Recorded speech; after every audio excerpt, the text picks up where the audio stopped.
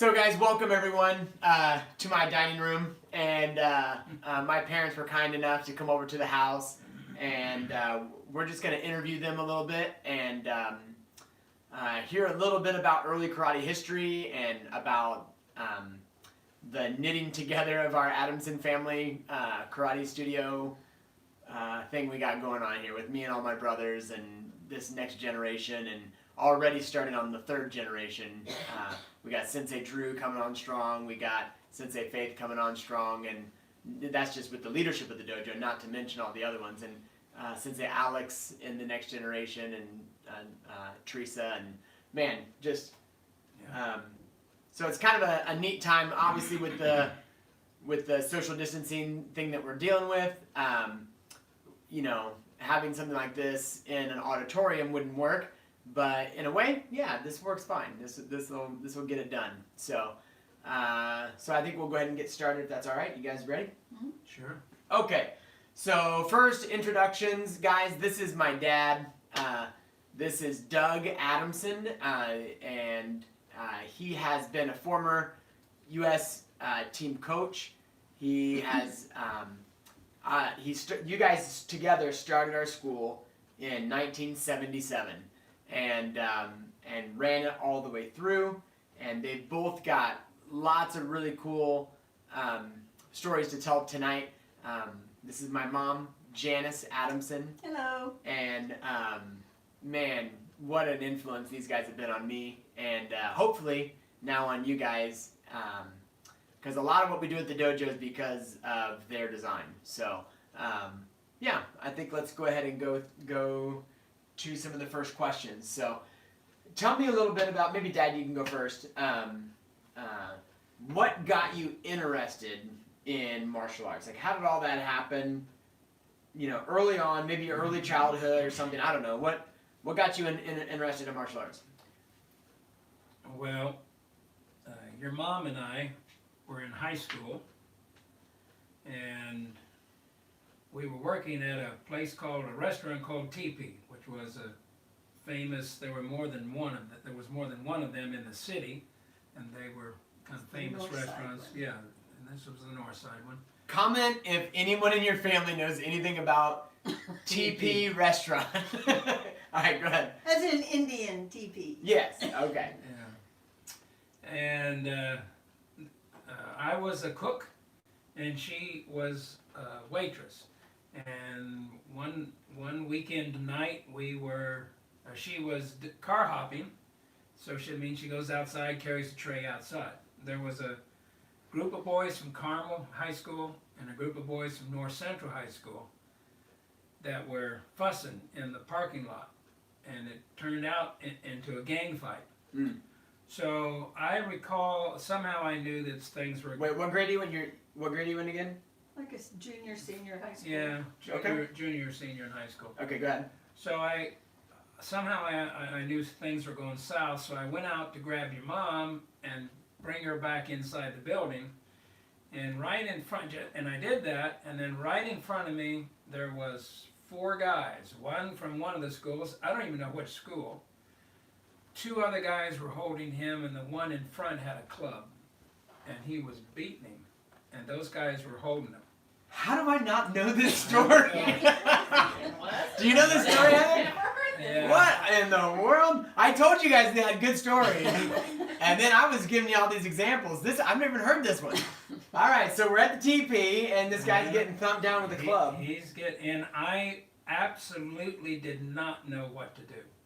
I didn't know how to fight 3 guys, much less one of them's got a club. Mm.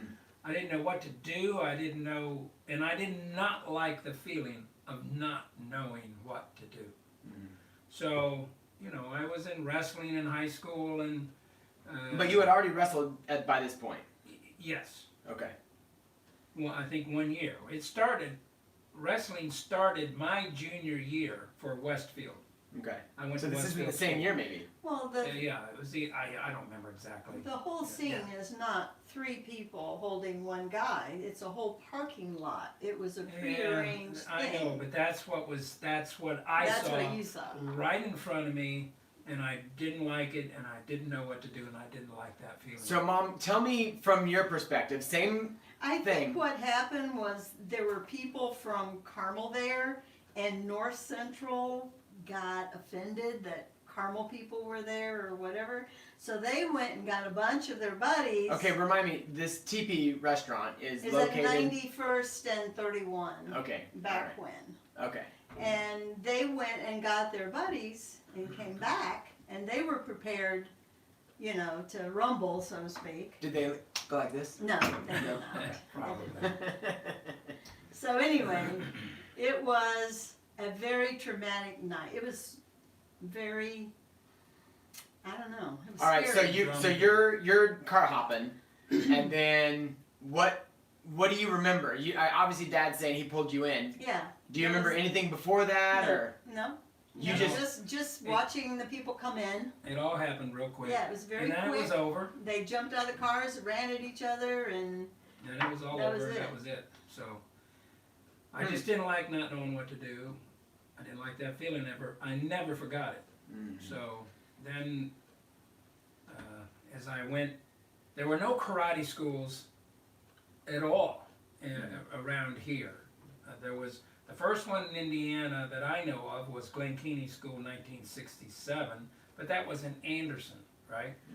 There was not, and the only thing in Indianapolis, and I did not know it existed at that time, but there was a Ishinru guy down in Indianapolis that taught at a men's club. So there was a lot of Ishinru guys that evolved from that little start. And Ishinru, for you guys at home that might not know what that means, that's a style of karate, and is particularly popular on Okinawa with the servicemen. So a lot of military guys back in the day did Ishinru. It was a lot of times in Okinawa, sometimes they'll even call it an American style because so many Americans did it on Okinawa at the military bases. So it's got a little bit of a reputation of just being a little bit different from the other Okinawan arts. Well, anyway, so it sounds like some military guys were coming back to Indianapolis. Probably. I don't you know know, what the running some- background was, but anyway, that's what was going on. And so the karate schools did not really come in till about 1972, and that was the Bruce Lee era. You know, you had Billy Jack and you had Bruce Lee movies, and that combination just exploded people's interest in it. And lo and behold, I saw a school open up called CBD, Creative Physical Development, and it was close to where I worked. And I said, I want to do this. And I took a couple of my buddies from work, and we all went over, and I'm the only one who really stayed. And the creative physical development, I've heard that story before, that they also did lots of other crazy things. It Well, they wasn't did just scuba- martial arts. They did scuba diving and stuff. They had a scuba shop and whatnot there. So, but martial arts was what stuck. That's what stayed, I think. I think I kind of like that it was not just fighting, but it was just adventurous stuff. What a cool business model. Yeah. manly. Yeah. All right. Mom, what were some of your early influences? What got you interested in martial arts? Well, I had no interest whatsoever in martial art. And my husband would come home and say, I want to take judo, I think, first. And he wanted me to take judo with him. And I had a vision in my head of a little guy in a bathrobe grabbing people and throwing them on their heads and slamming them on the floor. So no, I did not want to do that. That didn't sound like anything I'd be interested in. So he dropped that, and then the next thing that came along was the karate, and he wanted me to take karate, and again, I did not think of myself doing anything like that. So I just said, no, I don't think so. And then he goes, I really would like it if you would take a women's self-defense class. And so he talked me into taking a women's self-defense class, which, as we all know, who taught that class? Bill Wallace. Bill Bill Wallace. Superfoot Wallace. And really, what we know today is I did not take a women's self-defense class. I took a beginning karate class. Mm. So, and I had committed to doing it for 6 weeks. What did you do in that beginning karate class? We did a lot of stretching, and guess what? I was very flexible, so it was nothing hard for me. And they let you punch. That and was kick. not true of me. It was very hard for me Mm. because I was a cross-country runner.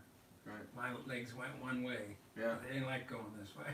Well, thanks a lot for those genetics, Dad. That Yeah. was awesome. But anyway, I took the women's 6-week class, and I found out that I was pretty fast, and it was kind of fun. It wasn't anything that I could see anybody throwing me on my head and doing all the things I thought it was going to be. Mm. So I just thought, well, all right, I'll try this, because I had just had my second son, Peter, and I wanted to get in shape.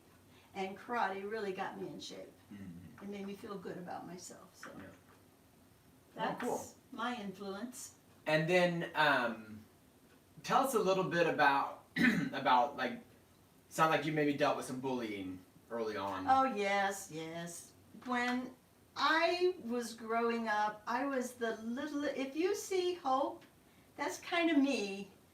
Mhm. You know, I was a little, on the little side. And everybody was always bigger than me, and so I tend to be picked on and stuff. So, yeah, that's my story on that. So in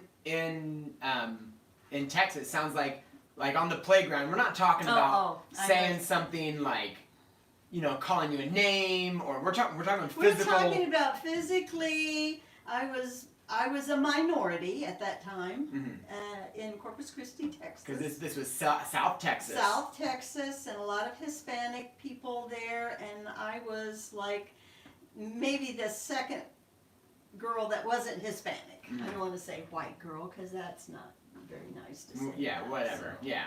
Anyway, I would go home from school. I had to walk to school every day and walk home, and they would meet me at the corner, and there was like 6 and 7 of them, you know, so it was not pleasant. Yeah. And then one day, I was just telling my son, John, you know, there was a girl there that stepped up. I didn't know her at all. She stepped up and said, "You leave her alone. She is my friend." And that gave me a feeling for the rest of my life to stand up for people and not let people get picked on, because I knew exactly what that felt like. And that sort of changed me mentally, you know, and then after that, you know, I just said, I'm never going to let anybody pick on me again. Yeah. And so that was the end of that story. Yeah. And then we moved on. Yeah. So then you moved to Indiana, grew up, now you're car hopping, this thing happens, and then now we're getting more into, now, so Dad, yeah, you were a wrestler in school. When did you start? Now, I know you did judo for a while. Tell me a little bit about that. I did judo out of a book. Okay. There were no judo teachers. There were no judo teachers. Gotcha. There were no Studied karate schools. Okay. Gotta understand, the Midwest here was devoid of all that. You had Ken Knutson and the guys that he came out of, there were a group of guys up in Chicago, about this same time, 1967. Trias had the first his first world tournament, I think it was 63 or 64 in Chicago. So there was a little nucleus up there in Chicago, but in Indiana, there just wasn't anything. And you had Phil Keppel over in Peoria, Illinois. He came from Robert Trias. You had the guys down in St. Louis. You know, wow. And that was about it. Okay. So, and I didn't know any of those people, or that they had a school over there. I didn't know all that till later. And Phil Keppel's organization is still around over there in Peoria, and we've gone over there a couple times for competitions, and it's just interesting to me to hear, man, there were really just a few people, and like even in my adult years, it was still those same people, that kind of, you know, that we would see. Of course, Trias passed let away. me point in too that every one of them were men that probably had just gotten out of the army. Mm-hmm. There were no women anywhere, not in any classes, and no instructors for sure. Yeah.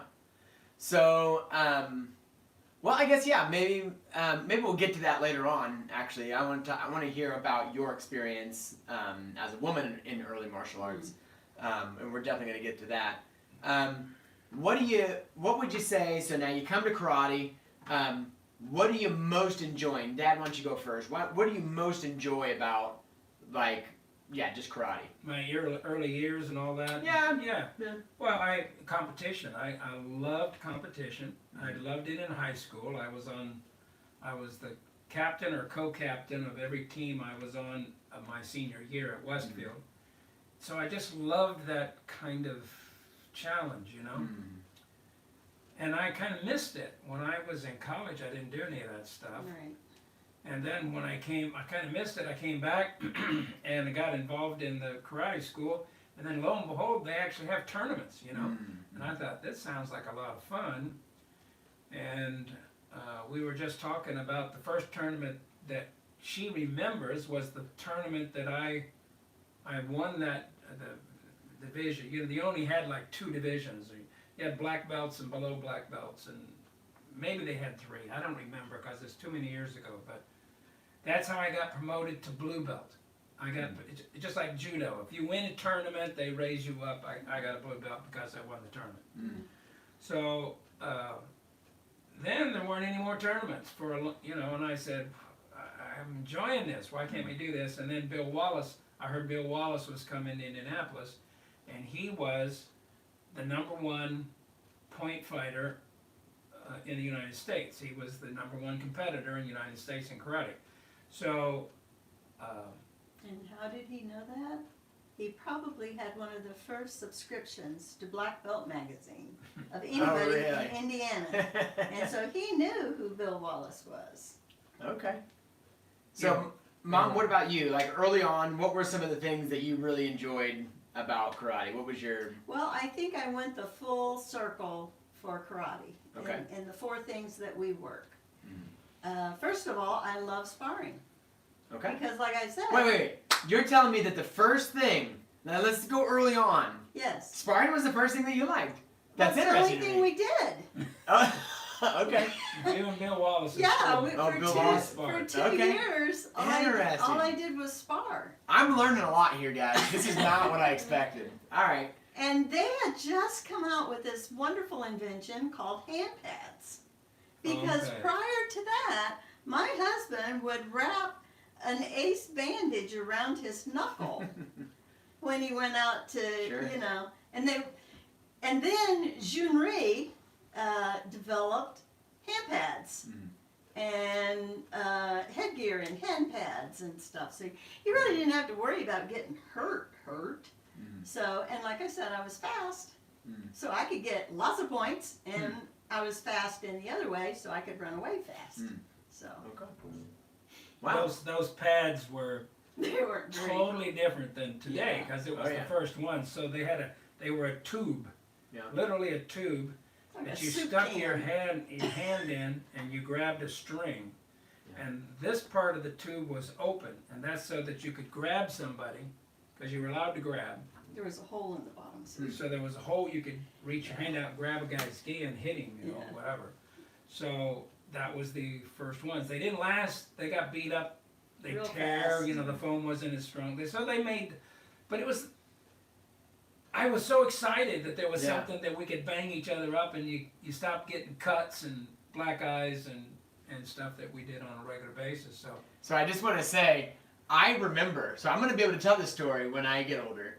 I remember those pads. Yeah. I remember them being in the borrow a pair of hand pads in the bin. You know what I mean? Stuff. And it's just kind of a neat. I like that visual. Another cool thing about those pads is you could leave them out in your car in the wintertime. Oh yeah, they get hard. And they would get so hard. Yeah.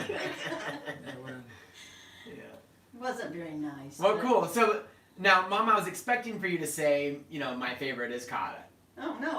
Like I said, I went the full circle. And self-defense. Yeah, that's true. Yeah. I think my perception of you, like what I've gleaned mostly from you, is I would say kata, right? Mhm, mhm. And then also self-defense from a small person's perspective, Yes. right?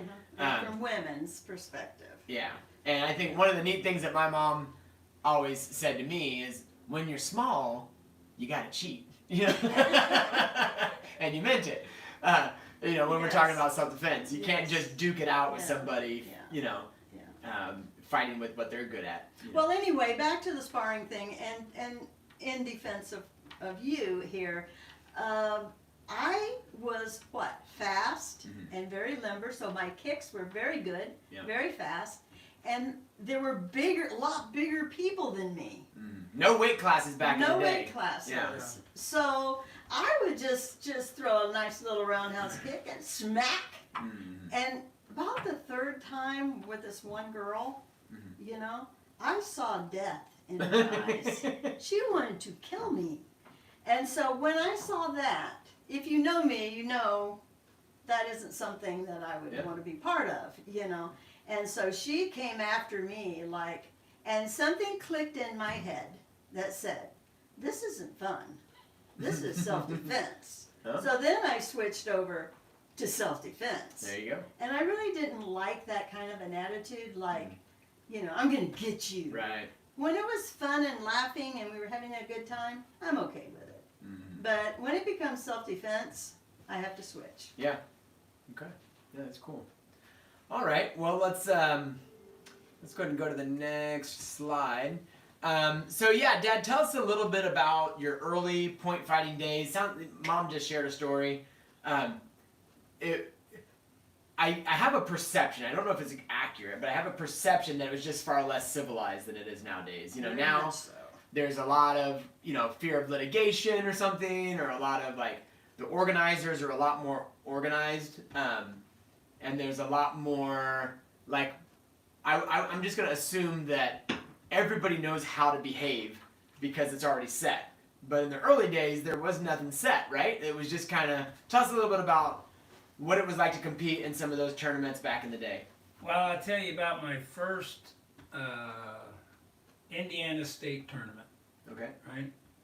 Because by this time I'm in Bill Wallace's school. I'm a blue belt, but I'm fighting brown belt division. Okay. Because you could make more contact. They allowed you more contact in that division, and I liked that. Okay. So I preferred that. And at the end of the day, I had won the lightweight division, and Ross Scott won the heavyweight division. Now in the final, there were 4 of us. They took the top 2 on the lightweights and the top 2 in the heavyweights. So there were 4 of us in the finals for the grand championship, right? In the brown belt division. Ross Scott was the one who became the world heavyweight full contact karate champion maybe another 5 or 6 years later. But he was one of Glenn Keeney's top guys. So I had gotten my nose broken earlier in the day, and so that was pretty obvious that it had been broken. And so wait, your nose is already broken. It's already broken. And you went home because you're done fighting for the day. No. You went home, you went to the doctor. I know. You got surgery. No? You stayed at the tournament. I stayed at the tournament. He's not a very smart brother. So the final 4 guys, I fought a guy, and I broke his rib with a body punch. He came in and I hit him, broke his rib. He had to quit. So he eliminated himself. No, he bowed out. Yeah. He bowed out. And the same thing, Ross was fighting his guy, and this guy just came like a house of fire, and Ross just went bang and hit him and busted him up pretty good. He had to quit. No headgear. It was not called, back then, that was not called Did they have? excessive Were you wearing a contact. mouthpiece? Did you have a mouthpiece? I don't remember. I just don't remember. But he hit. It was not excessive contact because the guy was running in. Right. When he hit him. I have seen that. They didn't call that excessive contact. So now we're into the finals, and it's me and him, and I got a broken nose. 2 of the other guys, that was what it was like. Right. You know, so he ended up winning that fight, but we had some good fights later. Yeah. And good times. I had some good times back then. That was what some of those early days. I saw terrible things because promoters they had no mats, there was very little safety equipment. I saw a lot of guys get hurt. Think of cage fighting today. Mhm. It was like that. Mhm. It was expected to be rough. You expected to bang people. That's the way it was. Mhm. Everybody knew it if you played the game, and of course that's all changed and evolved, away from that. But that's what it was like then. That's why the dojos were all adults. You just didn't have kids in the dojo. Not until I can remember we had kids classes on Saturday mornings. That Yeah. was something I remember early on. And that when it was time for us to go to class, I had to leave the house, and I didn't like that because I remember Saturday mornings, if you guys are my age, cartoons. that's cartoon time, So, Planning Yeah. a business model. right? And I just really remember just being real small, just being, Yeah. karate class today? What? It's cartoon time. Yeah. But all right, so yeah, not a lot of kids back then, not a lot of women. So yeah, Mom, tell us a little bit about what it was like in your early competition days. It sounds like you shared one story already, but maybe tell us a little bit about what it was like to test for your black belt as a woman. Well, I think it was terribly unfair, Okay. to tell you the truth, because I had to test under him because he was my instructor. Okay. And I'm not kidding, John. I had to do everything 10 times better than anybody else. I had to be, up here. Please. I'll tell you, my kids would never say that same thing about me. My wife's giving me the evil eye over here. Yeah. So, Not paid to be an Adamson and Adamson's karate. no, because you're really expected to excel above everybody else, which sometimes that wasn't hard to do, but a lot of Sure. times it put you under a lot of pressure. And so at one time when it began to kind of have a problem with us as a married couple, and finally he goes, I can't take this pressure anymore. I'm going to have my sensei test you. Okay. I'm going to invite him over, and I'm going to invite all of my friends over, which is like 5 really high-level black belt men came to sit on my black belt board. Okay. So, And I remember hearing, I want to say it was you and Sue Henry were the 1st black belts, is that yeah, right? we were the first 2. No, sorry, first female black belts. No, the first first. black belt. I that was the promoted. first. I Okay. got my belt tied first. Now, I'm just out of curiosity because I've never even thought to ask this question, but now all of a sudden it's kind of popping in my head. What other female black belts were in Indianapolis at that time? Well, there were some over from the Bill Wallace thing. Yeah, because, was Herb Johnson's school. yeah, Herb Johnson's school had probably 5 maybe total. But I'm talking about 20 men lined up for class and maybe 2 or 3 women Right. in the class. But that did change at that time. Our dojo, we were pretty well 50-50, And I And the think same- it and was because of me. no doubt. Of course. When you see another woman is going to be able to, it was kind of stressful to walk out and there it was like that. more interest. Some of the women became more interested. That's all. And we were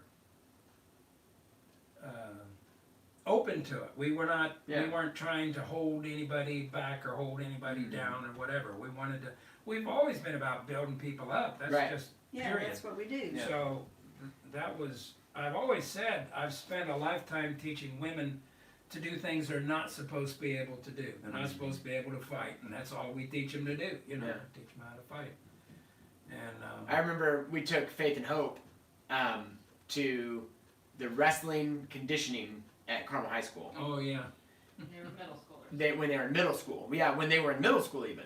So yeah. it was with other middle school kids. Okay. But the wrestling coach came up to me and he was like, your daughters are outperforming all the guys, And I think that that's something that's very evident in our family, that I think without being, I don't think we're particularly political on any of that. It just happens. Yeah. It's just, It's the right way. It's just the right way to do it. And we invite You know. people to do it. Yeah. And take the stress off of it and that. Right. So I would always go and talk to other women and say, I need a partner. Come on. Mm. You know, come on out here. Yeah. Well, in the very early days of after Herb Johnson took over the school from Bill Wallace, right? Mm. I remember a very tall guy came in the dojo. He was this tall, and he'd been from another school in Indianapolis, and he just wanted to find out if this was really a tough school because you know he was looking for a school that was really tough. You know. So I wasn't there at that time. I was just not at that time. I wasn't there, and Herb Johnson told me, he said, we're getting our pads on. He said, why don't you warm up with those gals over there? Mm-hmm. And Mary Barnett and Denise Colt. Not Denise. Mm-hmm. Who's the other? Debbie something. Anyway, these girls could fight. Sure. You know, and we did a lot of things like groin kicks back then. That was legal in point fighting. I remember those days. So, you know, he's taller, he's throwing his fancy kicks and feeling real good about it, and they were just nailing it, you know, and busting. And he said, Herb Johnson told me, he said, he came in my office and he said, oh, please, Don't make him stop. He hadn't even got with the men yet, so Wow. he said, if the women are that tough, he said, Sign me up. that's a true story. Cool. Well, Yeah, good. that was All the good right. times. Tell us about kickboxing. What was that like? Well, I was wanting to. The attitude was we wanted to find out how to fight and not just how to play games or whatever. We wanted to learn how to fight. And that was the prevailing attitude, right? The guys who were involved in this, at least in the Midwest, Indiana had really great fighters that went on. They were, I don't know why, but they did. So I forget where I was going with that. So Well, you were wanting to, you know, be more legitimate with your fighting. right. You wanted to like not Right. just toy around. right. So and of course I was with Bill. Bill Wallace by this time had already left. He'd already won the middleweight world championship, and he's continuing to train, and he's going to boxing gyms and stuff to improve his skill. If you look at his very earliest fights, it's very disorganized, but you look at some of his fights after he really got it together, and he was just dominating people. And that's the whole point, you know. He was not afraid to step out into an area that he didn't feel comfortable with. Mm-hmm. He was willing to stick his pride out there to learn. Yeah. Right, and that's what he did, and I felt the same way. And I saw a fight with Bill and a guy. In the early days of full contact, it was a mat, no rings, no ropes. They thought that would be safer because most people got hurt being up against the ropes when they were getting pounded. So they thought this would be safer. So they did that for a while, and he hit this guy with a roundhouse kick so hard it stunned him, and I could tell he didn't know even where he was at, and he literally turned and walked up in the arena, walked up the rows, in between the rows, the aisle. He left the fighting ring and just walked up the aisle. He didn't know what he was doing or where he was at, but he knew he did not. He did not. Oh, He did not want to be there. Wow. And I wanted to know what happened to me if I was ever in a situation. I want to know what was on the inside. That was what I was thinking. And so I started boxing and going to the POW Club was the big place at the time. They had all the pro fighters and stuff. We had a lot of good fighters from Police Indiana. Athletic League, the POW Club. Yeah. The first time I ever got in the boxing ring was with the 10th rated heavyweight in the world, Tom Prater. And he, they had a totally different culture, right, than we did. So if I had a headgear, he wouldn't even wear a headgear. I have a headgear on because I always wore a headgear, and it got twisted we'd back up, straighten it around, and then come back and fight. No, his idea was you shouldn't have been wearing that stupid earring. Right. So that's when he moved to hit me. Well, that only happened once, and I figured out they got different rules here. Yeah. Yeah. So I had to change that, and we got to be good friends. And, He loved boxing. yeah, I did. That's my one regret. We are going to be doing more of that actually because of the video. It's harder to learn intricate movement, like the more intricate karate techniques. Yeah. So actually next semester we're going to be working on a lot of boxing drills. So pretty excited about getting a little bit of that back. Yeah, I'd be happy to do some stuff to help people with that too. I enjoyed it a lot. Yeah. And we had a boxing coach, Mr. Green, that I met, and we got to be good friends. And A nice black gentleman. He came out to the dojo and watched me teach my classes. And then I went back to the boxing gym, and he's got about 10 kids in the ring, and they're doing step punches across the mat, Yeah. He learned some things Yeah. from watching my classes, Cool. right? And he's And the putting that into working with these young guys in the Power Club. So, it was that kind of relationship, mutual respect. Yeah. He respected what we did, I respected what he did, and got along good. He was a great gentleman too. Yeah. So I only had 5 what I'd call full contact fights. A couple of them were what they called challenge matches, which was you could win by points or you could win by knocking the guy out. But they would stop you and call points. But if you hit the guy and kept hitting him and knocked him out, you won. So that was kind of in the middle between straight full contact and point fighting. I think a lot of people were in the early days. Tell me if I'm wrong, but with kicking, like kicking was a newer thing in that scene. So they were like, we can't just do normal fighting. We had to bridge the gap between point fighting and something closer toward just regular kickboxing in the United States. Is that right, or am I not right I'm there? not sure if I understand your question. They were very interested. Before in that, kicking. before that, kicking wasn't really a thing in the United States, right? It's boxing mainly. True. Then karate comes in. Now we're kicking. Yeah. And now boxers are like, okay, if we're gonna do something closer to boxing, but it's karate, now we're gonna be kickboxing. Well, it was the karate people that pushed that. It was the karate people that We pushed did. that. It Yeah, took a we while did. to get there. Actually, it yeah. started off real well. Wide World of Sports had Bill Wallace on it, and stuff like that. So it was. In fact, it was. They had more females watching full contact karate than Boxing. I think any other sports. Okay. So that the powers that be in television, they were kind of pushing it. And then it moved away. There's a lot of political stuff that went on, and then you started with all the whatever cage matches and all the other things that came along afterwards. But Cool. that's what I did. All right. So I never lost one of those fights, by the way. no, you did I not. wish I would have loved to have had more. I finally quit because I'm trying to have a family, Yep. run a business, Yep. keep myself in top shape, and I'm getting 2 fights a year. Yeah. Plus, I was in 2.5 the same- years. You can't do it anymore. I was in the same boat with MMA fights. I showed up to 2 different ones, couldn't even fight.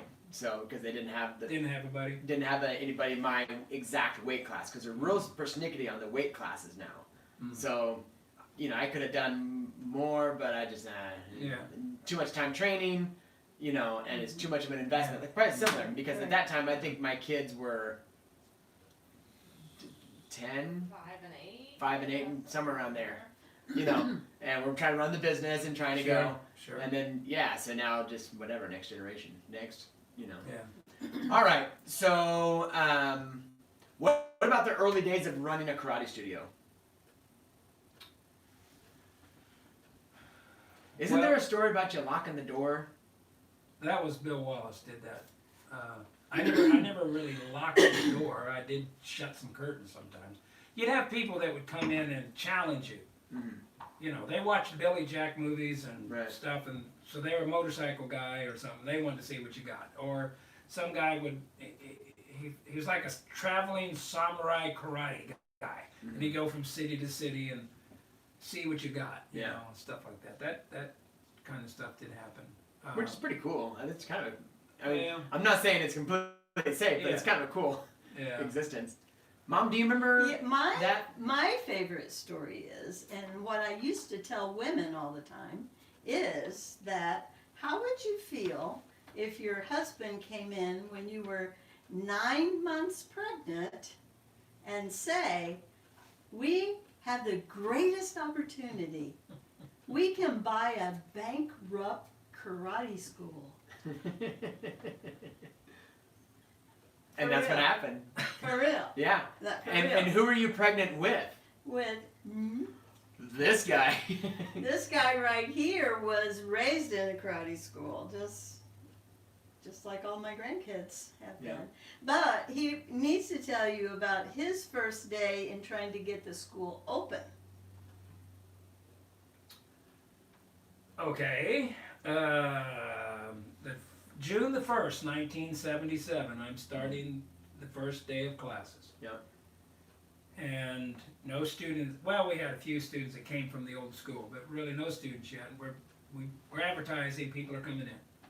I had broken my arm about a couple weeks before. Some woman was falling, and I reached out to grab her, and my arm hit the edge of a metal edge of something, and it broke my arm. So I had my arm in a cast, and we'd been down to Aunt Willie's and Uncle Estel's in that little cabin, if you remember that little cabin down in the woods. And we slept overnight there. Did we have the kids with us? We didn't have. I think we had the kids, but we built a fire. We don't know what caused this. I got pink eye. But both of us came out pink with eye. eye infections. Yeah, They pink were eye. pink eye. Right. I don't know. And one eye, it was pink eye, and the one eye was so bad I finally put a patch on it. It was all swollen up. So I got the first day of class. I got my arm in it, right, and my eye, and people were signing up. Why would you sign up? This place must be really tough. I know. I'm like, why would you sign up? Some guy looks like he got beat up real bad.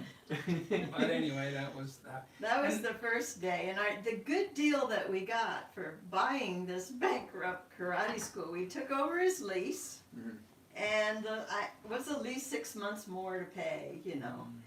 And so we took over the lease. He gave us his black metal desk, his office chair, and our black all leather punching bag. That's what we got. I know about an old brown. It's Yeah, brown. I meant It brown. is brown. Okay. And That punching bag still exists. Yeah. That's what we started in the karate business with. Yeah. I did not know that punching bag was from the original version. Yeah. I know Yeah, that we punching have bag. we have carried that around for many a year. Yeah. So They'll have to find a special spot. A lot of this stuff, you got to understand, everything was in transition, right? There had been no kids in karate, so no one had, just a very few people were East Coast, West Coast, they were starting to experiment with stuff. So we had the first kids karate tournament, we had the first karate summer camp. We were looking for, trying to get a kids program, trying to do preschool kids. All of that took place over but a 2 or 3 nobody year else period. taught children anywhere around us. No. So when anybody would call and ask, do you teach children? You would say, no, we don't, but Doug does. Just go over there. Here's his phone number. Okay. They did not want kids. Even at Herb Johnson's school, the kids were in the adult class with the adults. Right. So they were their own children's classes. And that changed, right? They changed, but that's what it was like in the early days. So, and we had to figure out, how do you teach these kids? And how do you have blah, blah, blah, blah, blah. So we did best we could, and you guys, you literally were, the guinea pigs. Yeah, you were the guys out there. If you liked it, I knew other kids would like it. We were out teaching you guys just so you would behave, really. Uh-huh. Because you had to be there all the time, you know. It was really boring all night, every night at the dojo. So we would be teaching a kids class for you guys, and then these guys coming in and they're going, "Wait, you teach kids? Kids can take karate? Yeah. Oh, can I bring mine?" You know, and so they started coming in like that, you know. So we built up the biggest children's program of all time, probably, Yeah. right there. And then we decided, since it wasn't fair for kids to go to tournaments, because there was a black belt division and a kids division, you know what I mean? And it was all mixed together, so little guys were fighting big guys. Yeah, remind me about that. So my recollection, my experience when I was young is we never had weight classes. Now, Dad earlier said that they had a light and a heavyweight division. Am I right in saying that the youth divisions did not have weight classes? Yes. And then the adults did. Now, in the adult women's division, was there a lightweight and heavyweight, or was it just the men that got the light and heavyweight? In the beginning, In the there was beginning, not. there's But never eventually there was enough women that then they did have more. Because And I didn't have any weight classes until I was 18. Like, as far as a youth. That wasn't tournaments that we ran. That was tournaments that we took you to. Yeah. Right, but even the tournaments that we ran, we didn't have weight classes. Well, Yes, we you No, we you did did if we had a large enough group. We did have light and heavy. Yes, is what I we can did. remember We when take the I biggest ones and the started little doing ones. it. Right, but that's not when I was a kid. Okay, That well, would've we're been not later. going to argue that. So, Yeah, we didn't have any weight classes when I was going through. Because I remember doing this all the time. You know. Yeah. All right. Well, I'll tell you what. Let's see here. Dad, how about we'll have you do, if you had to pick who had the most influence on you over the years? That would be really hard to say who had the most. Really, I can think of probably three real quick. You know, Okay. or 3 or 4. Chuck Merriman had a big influence on me. That's how I got into AAU to begin with, was because of Chuck. Glenn Keeney had a big influence on me because I watched him coach and I learned a lot about what he did and so forth. Nishime Sensei, Mhm. huge. The impact that he has had on our program, and I think our program's had an influence on him as well. And we've had a great relationship. And Leo Gahe.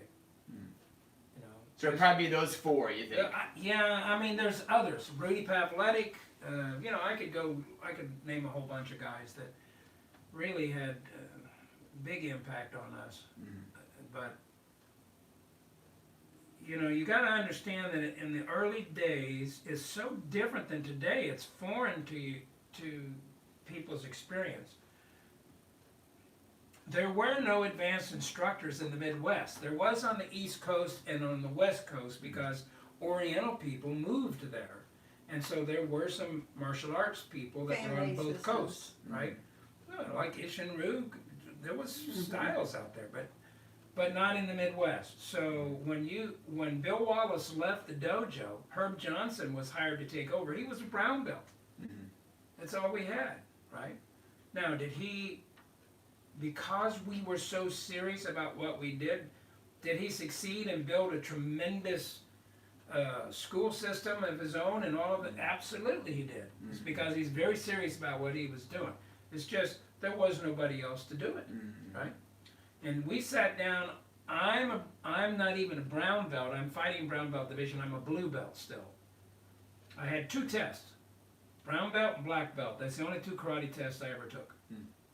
So when I sat down in his office, he said, "Doug, we got to have a talk." I said, "Okay, Sensei." What? He said, I didn't call him Sensei at the time because he wasn't. He said, "We have to start this school thing going. Bill has left. We got to have a sensei, and I'm the one that's supposed to run this school. I need to be the sensei." I said, "You're right," and I shook his hand, and it was that way every day after that until he died. So, you know, that's the thing. You got to start and go, right? Now look at how many 5th degree black belts and Sure. that we've got, all kinds. But back then, I knew of one, and that was Chip DeNegros, who started CBD. He got a 5th degree black belt in Okinawa, but he didn't teach much. And then he went off and made a lot of money in the stock market and disappeared. Now, Dad, you said CBD, CPD. Oh, sorry. Yeah. I said credit physical development. Sorry. Right. One of the things that my dad is doing now is Yeah. they have a farm, and at some point, part of me was wanting to do this interview there so you guys could see just the neat property that they've got, and you've heard me talking about summer camp, and I just we're gonna try to get you guys out there to be with these guys and hear my dad talk about, because now you're into like your natural gas well, your freshwater springs, you got your CBD production, all of that. He's just a unique cat, That's because Still pioneering things. still pioneering. Yeah. that's because he's an avid reader and a researcher of all things. And whatever gets his interest, he just goes for it. Yep. Very cool. All right. So, Mom, did you have anybody that was like a particularly big influence for you, or should I give you what has been your favorite part about teaching karate? Which one would you like? Well, my goal in karate, like we said, I started out with sparring and then I went to kata, because here in Indiana we had some great kata men, here. So I picked a guy that was winning all the time, and his name was Alan Golf, and I wanted to be like that. So I guess he would be the person that influenced me, on He was one of Glenn Keeney's students. on running kata. I think he became a pastor later in life. And one of the things I was talking to your dad about is when I started competing, I did good with competing. I ended up being. My mom had trophies that were taller than me, 6 feet tall. I can remember thinking, that's my mom's trophy. Well, I would start out with that, and I was the women's brown belt champion for the state of Indiana, and then I got my black belt, and it might sound prideful, and I don't mean it to, but I never lost as a black belt. I never got 3rd place as a black belt.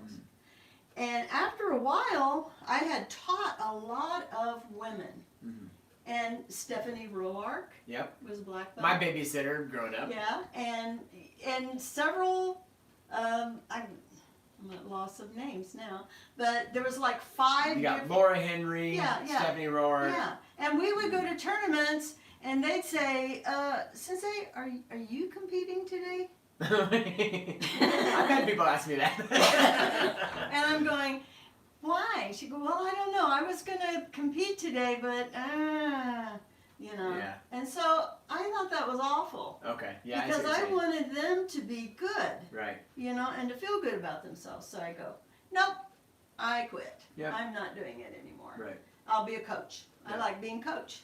Yeah. I like teaching people. I like making people better than me. So I'm not going to hide any things that I know are going to be a benefit for them. Right. So Well, that's cool. that's what I like about it. Yeah. And I have made the greatest acquaintances over the years because everybody has been so kind to me. And you have been kind by listening to this too. And I appreciate that. There you go. All right. Well, let's go ahead. What about questions? Yes. Well, not questions yet. Okay. I want to spend so here in a minute, just so you guys know at home, we will definitely get to your questions. But what I'd like to do is, because there are some classic family stories that are just too good to not tell, right? Because, this is kind of documenting some of that too, like some of those neat old stories, So I would say one of the ones that always comes up, right, is Heather, I can ask these questions. She's giving the eye over here. But you know, one of the stories is that my dad, at some point, goes to the bank, and he's in the drive-through, and something gets weird. So can you tell a little bit about that story? You're at the bank. Well, I was a new black belt, and I was working at Herb Johnson's dojo on Saturdays before I had my school. Okay. And I was cashing my check. Sure. So I pulled up, and I thought the woman just disappeared that was going to take my check and all that. And I keep hearing this, sounds like somebody's shouting, hey, hey, or something like that, right? And I'm going, and I look up, and I can see two guys, looks like they're fighting over by the door. And I thought, doggone it, I got to get my check cashed. What are these guys doing? So I get out of my car, I go around the edge of the bank, and I'm headed up the sidewalk, and suddenly this arm comes out, it's got a gun on it, and there's two hands wrapped around this gun, and it goes like this. Wait, it aimed at you? Yeah, it's not, they're Oh just my fighting, gosh. they're not trying to aim it at me, they're just fighting. How far away are now? You're coming around the corner. So if this is the corner of the building, where's the door? How far away is the door? About as far as your, right, further so- than that window, maybe the tree. Okay. So maybe 30 feet, something I like that. suppose, yeah. Okay. So you're coming around and you see these guys, they're 30 feet away and they're tussling and that gun's flying around, Yeah, kind of right. pointing at you. That's All right, what go happened. ahead. Well, then I kind of glanced back around to see, because that totally surprised me. I didn't know that there was any gun involved. And then Wait, when did you see the gun? Right when you came around the corner? Yeah. Or okay. when it swung, Yeah. when Oh, I see what a gun, you're saying. Yeah, when yeah. a gun swings and You shoots noticed up it. this big, you know, you see it. Okay. So I kept kind of glancing around, and I saw that they're still fighting over this gun. And so I saw that it wasn't pointing at me anymore, so I scooted up the thing and grabbed a hold of the guy. Good grief. One of them was one was the security guard, and the other was the guy who was robbing the bank. Mhm. So, I had heard that the security guard was an older guy or something. yeah. Mhm. Tell us a little bit about that, I guess. I don't know. Well, when the guy came in to rob the bank, he had a briefcase. So he opened up the briefcase and he turned to the security guard and he pointed the gun.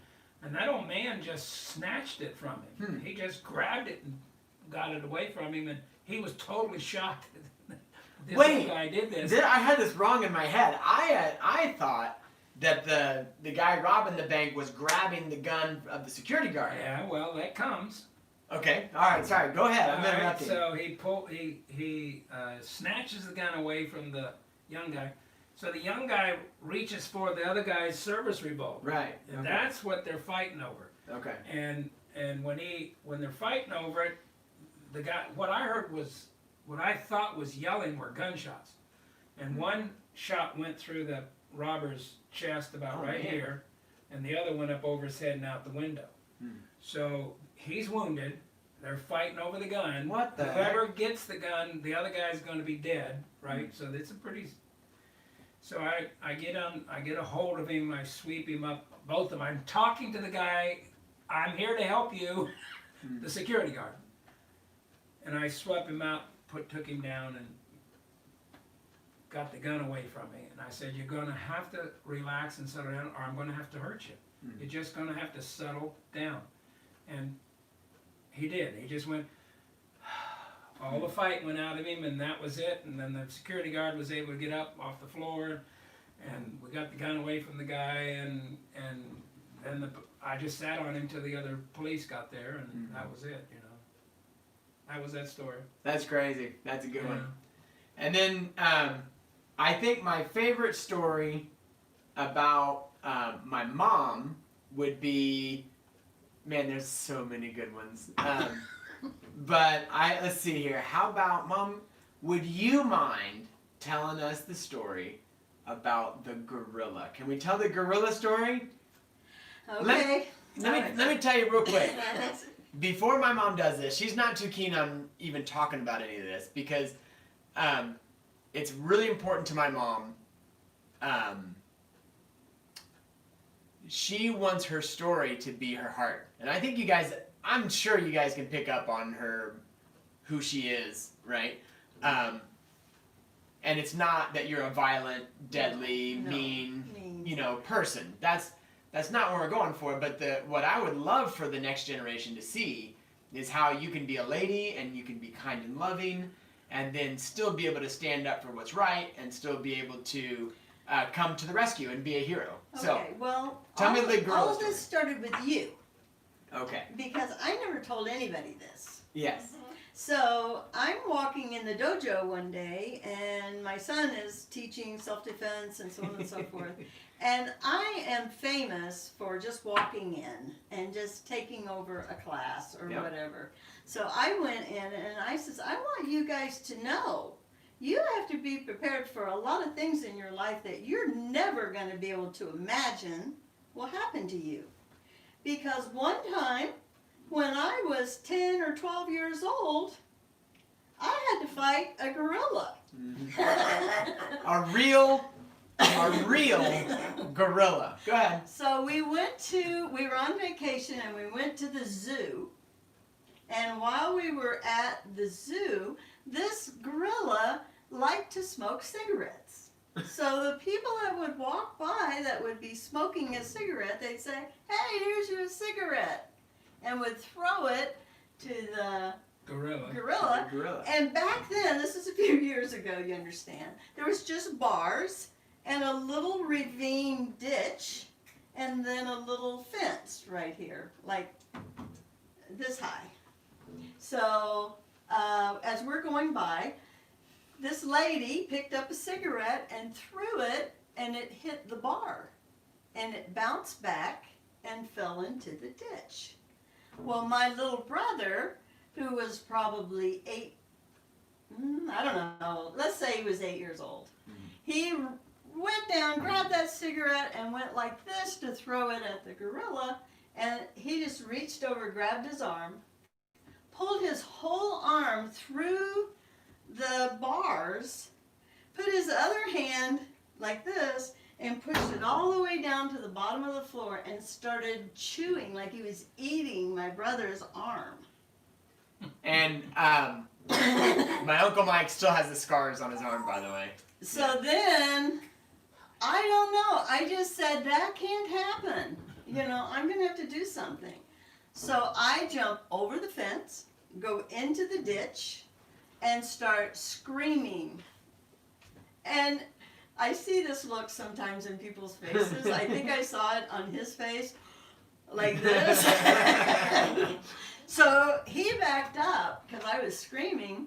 I didn't hit the gorilla or anything like that, but it scared him enough that he ran all the way in the back of the cage, sat down and cramped. I'm not kidding, he did that.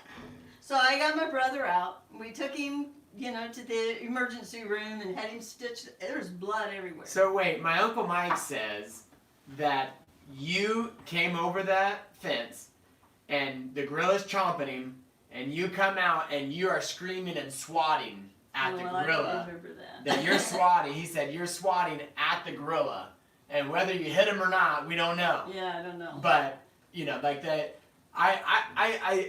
So then, I think it could be that So your then- arm's going through the bars, and then something happened, and then there you you go. come in and you go, Mom, how come I've never heard this How have I before?" never heard this story? Are you kidding me? And Yeah. I'm going, well, no, you got to be prepared, son. You never know what's going to happen. So this guy at Thanksgiving grabs my brother Yep. and says, tell me this story. Tell me this story. What? Did this really happen? And my brother goes, there's the scar. He says, "You see that right there? My sister Janice saved my life." That's what he said. Yeah. Anyway, But that's a it great is story. true. In karate, you guys that are taking karate, you never know what's going to happen. So you have to prepare yourself for the unexpected and to be able to come to the defense of people. Yeah. Just like Sophia. There you That go. was me. Yep. There you go. Yeah. And let's see here. Well, I'll tell you what. Why don't we do this? Let's go ahead and start doing some Q&A. Let me see here. Give me just a minute just to kind of scroll through. All right.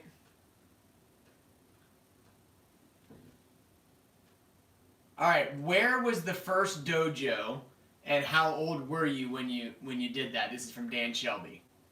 I was on the south side. The first dojo was just north of 465 on, was that 31? On 31. It was on Street. I'm sorry? Southeastern Street. Is on that what it side of was? town. I don't remember what the street Yeah. name, I don't remember what the crossroad was. Back in the day, it was across the street from a Target store. And it was a little place, it was a... Wait, Tracy's- Target was a thing back then? No, Oh, yeah. no, it was Airway or something like that back then. I don't Are you think- sure? Well, it's the same kind of store. Yeah. Yeah. Same. Okay. And it was a Tracy's school. Tracy's was a franchise, and they had moved in, and they were going out of business. I took over that school. That's where we started. We were there 6 months. Tracy's and then came we from moved to East Coast? East Coast. East Coast. No, West Coast. West Sorry, Coast. West Coast? Okay. West Coast. All right. And then, all right. And He then, was under 30. Oh, I was 27 years old when I started. yeah. 1977. Okay. There you go. Yeah, there you go. All right, and then Matt Miller is saying that his dad said something about the TP restaurant. No.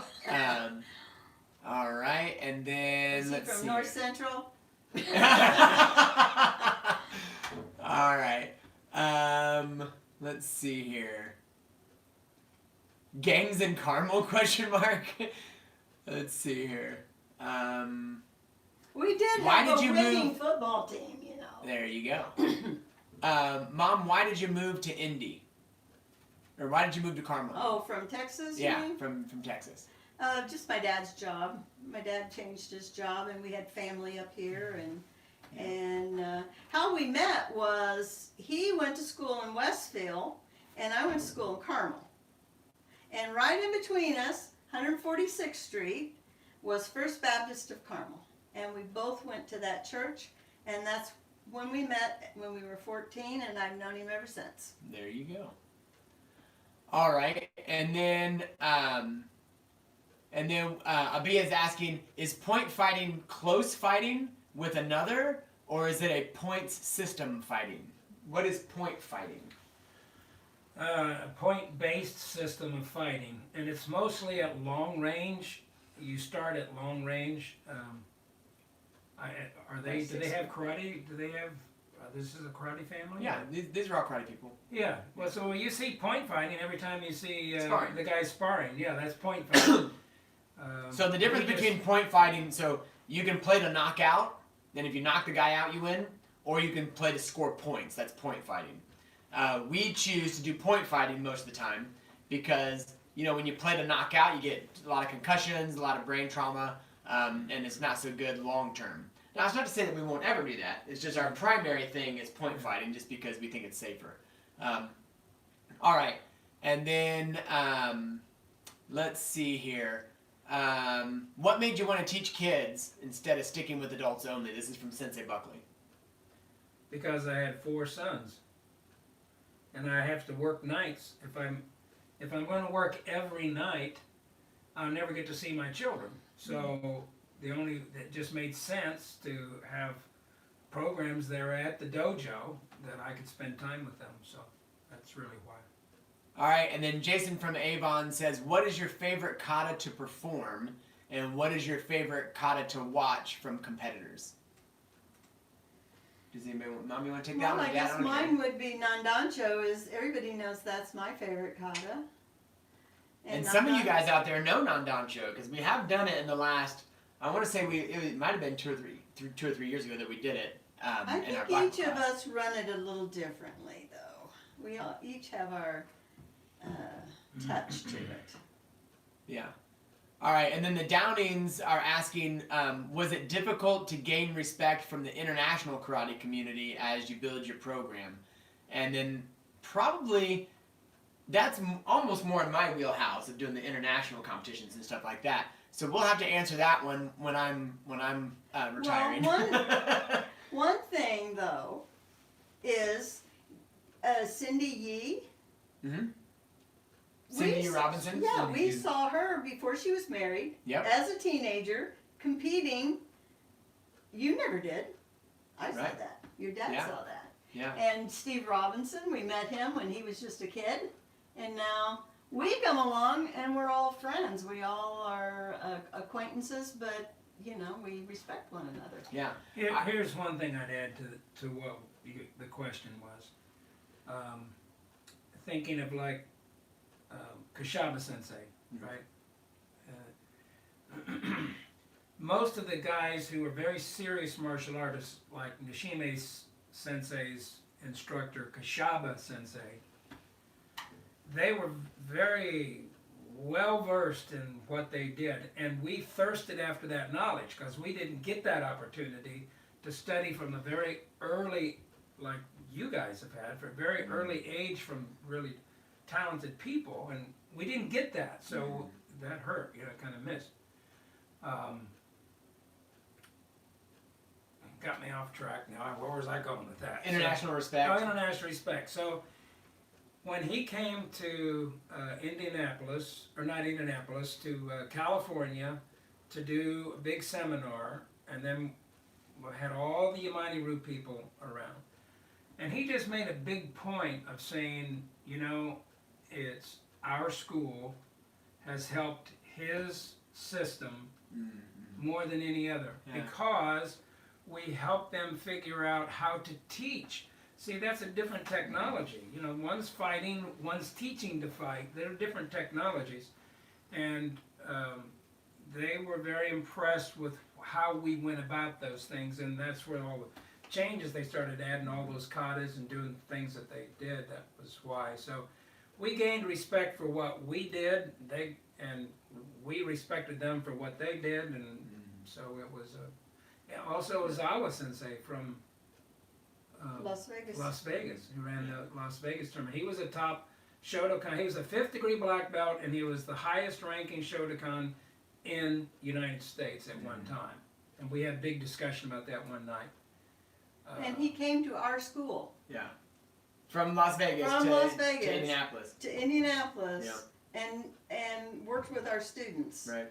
He wouldn't I have remember done that. He wouldn't have done that. And that guy, he was a Japanese gentleman, Japanese American, and during World War II he was a soldier, but he was a Japanese soldier, and he was actually a kamikaze pilot. And I sat there in that, it was like a hotel, right, where he gave that speech. Was that it? Where he gave like I heard him say it before. he did like a history seminar. Yeah. And what a special moment that night was, buddy, because he ends up telling this story about how he is in his plane as a kamikaze pilot, and he's on his way to go to the ship that he's going to crash into, but his plane malfunctioned and he crashed into the ocean. So he didn't get to accomplish his mission. And he goes on to tell the story about him being in the Japanese hospital, and when the over the radio, was it the emperor that said the war's over, all that, and then he got to he had to watch all of his friends commit seppuku, which is the ritualistic suicide, and he couldn't because all of his arms and legs were broken and he couldn't move. And he was in traction. Yeah, he was just torn up. He was just crying, and it was awesome to see. It was just a special moment in my life, and there's no way. Yeah. Talk about international respect. You're That's right. what I was just going to say. Came. We brought people, very high level technicians, to meet you guys. Right. To make you better. Yeah. So. Very cool. Okay, so let's go to the next one. And then, let's see here. What was your favorite karate weapon and why?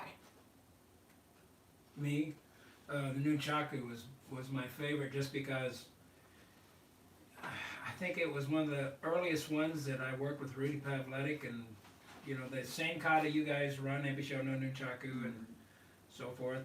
that was probably, I studied the Japanese sword for a long time. So, at the time I was doing the nunchaku kata and so forth, then I started learning the Japanese sword, and we were studying that with Dale Kirby pretty seriously, and your brother was more involved in that. You were still pretty young. Yeah, I didn't do much of that. That was Yeah. already past. Yeah. But when I saw the power of the Japanese sword and what it could do after we trained for some years there, I just gave up doing because I did not have an instructor to teach me, right? Then along came Nishime Sensei, and then that's how we got all that through him. Because as soon as I saw him and got to meet him and whatever, I just said, this guy's got it going on, you know.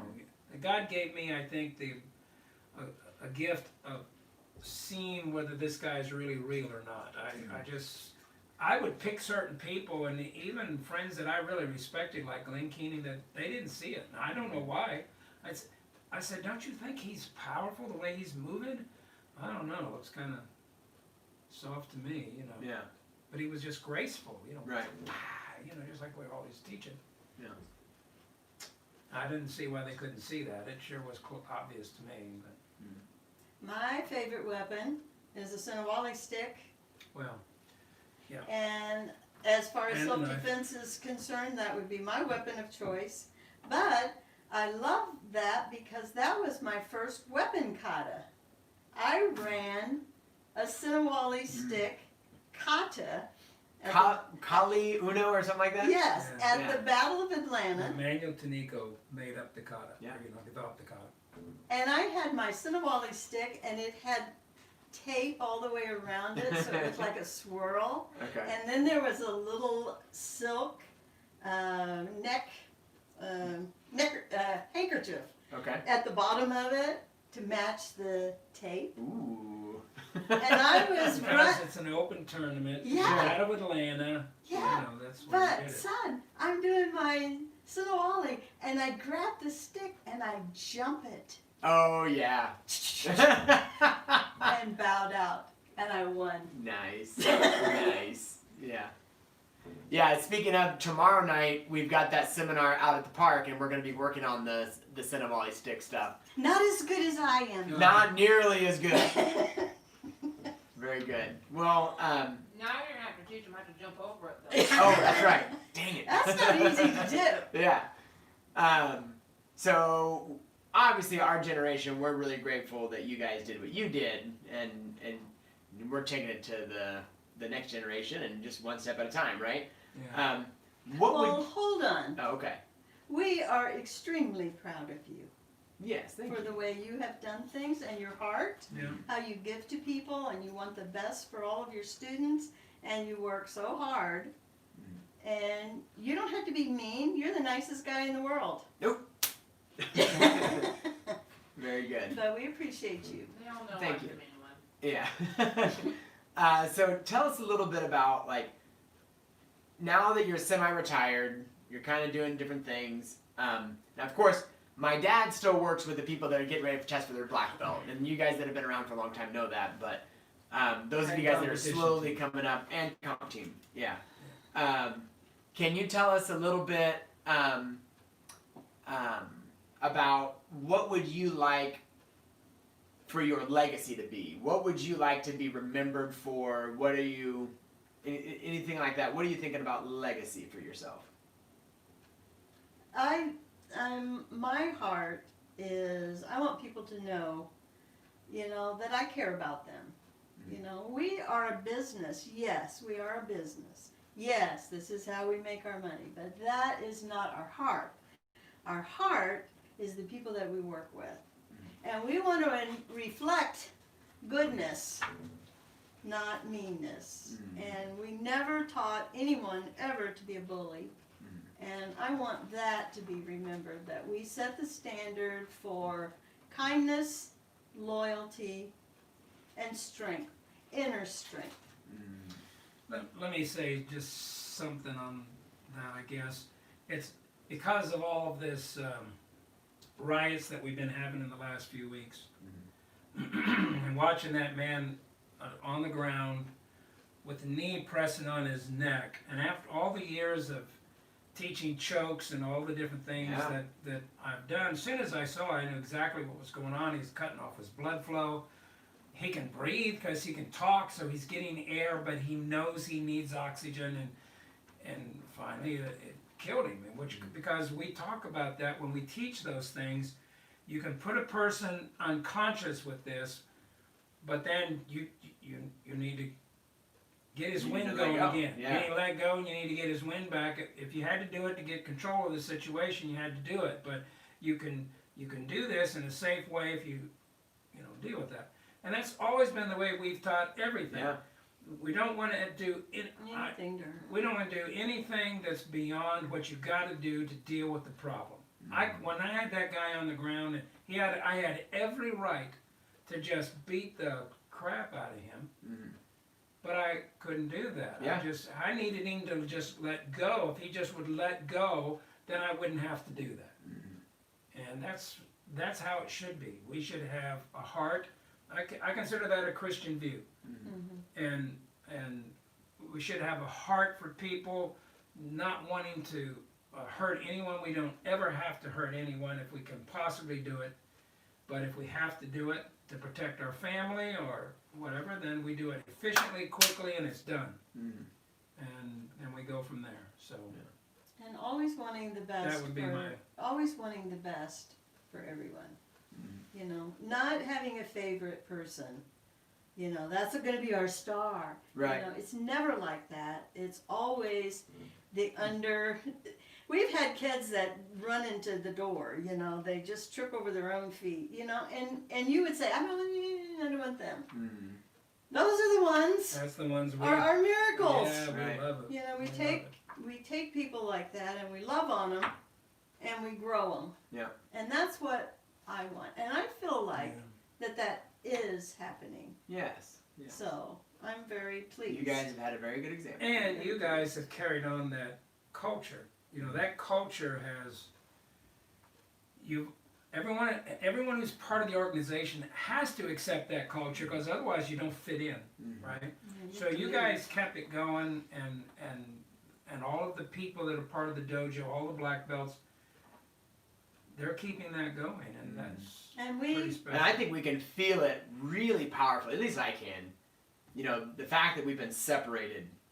You know, in the video thing, it does okay, but it's not been until just the last week or so that I've really felt some of that again.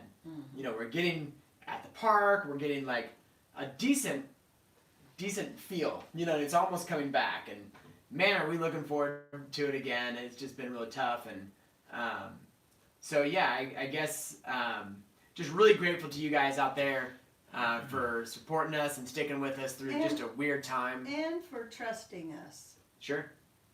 Because people have given us themselves, and they've given us their most valued possession. Yeah. Their children, to help them. Yeah. To make them the person that we all want them to be. So, thank you. Very good. Well, thank you guys so much for your time.